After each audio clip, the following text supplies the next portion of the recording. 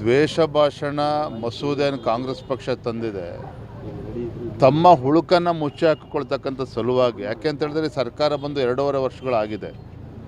ರಾಜ್ಯದಲ್ಲಿ ಯಾವುದೇ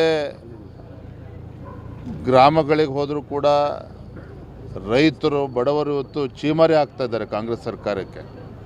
ಇಂಥ ಅಯೋಗ್ಯ ಸರ್ಕಾರ ರಾಜ್ಯದ ರಾಜಕೀಯ ಇತಿಹಾಸದಲ್ಲಿ ಯಾರೂ ಕೂಡ ನೋಡಿಲ್ಲ ಅಂತೇಳಿ ಇವತ್ತು ಬಡವರು ಕೂಡ ಮಾತನಾಡ್ತಾ ಇದ್ದಾರೆ. ಹಾಗಾಗಿ ಕಾಂಗ್ರೆಸ್ ಸರ್ಕಾರ ಬಂದಾಗಿನಿಂದ ರಾಜ್ಯದ ಬಡವರಿಗಾಗಲಿ ರೈತರಿಗಾಗಲಿ ಪರಿಷ್ಠ ಜಾತಿ ಪರಿಷ್ಠ ಪಂಗಡ ಹಿಂದುಳಿದ ಯಾರಿಗೂ ಕೂಡ ನ್ಯಾಯ ಕೊಡುವಂಥ ಕೆಲಸ ಸರ್ಕಾರದಿಂದ ಆಗ್ತಾ ಇಲ್ಲ. ರಾಜ್ಯದ ಜನ ಬೇಸತ್ತಿದ್ದಾರೆ. ಹಾಗಾಗಿ ನೋಡಿದ್ರಲ್ಲ ನೆನ್ನೆ ಪಟ್ಟಣ ಪಂಚಾಯತ್ ಚುನಾವಣೆ ಮಂಗಳೂರು ಇರ್ಬೋದು, ಭಟ್ಕಳ ಇರ್ಬೋದು, ಅದೇ ರೀತಿ ಬೆಂಗಳೂರು ಗ್ರಾಮಾಂತರ ದೊಡ್ಡಬಳ್ಳಾಪುರ ಇರ್ಬೋದು, ಎಲ್ಲ ಕಡೆನೂ ಕೂಡ ಜನರು ಇವತ್ತು BJPಗೆ ಆಶೀರ್ವಾದ ಮಾಡಿರುವಂಥದ್ದು.